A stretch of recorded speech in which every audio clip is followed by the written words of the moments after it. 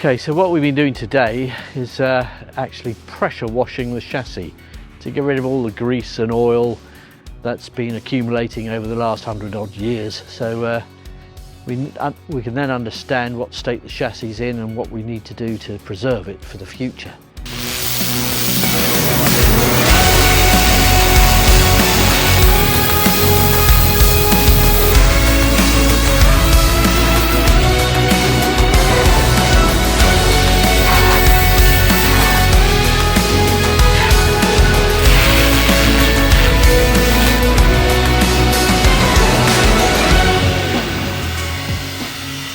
We may or may not soda blast it. We've got to have a closer look at it and then decide what's the best method of preservation.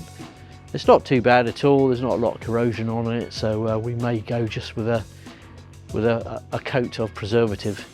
Certain things we've got to have a closer look at, like the axles and shackle pins and things like that, just to make sure that there's no cracks or splits or any other damage to them.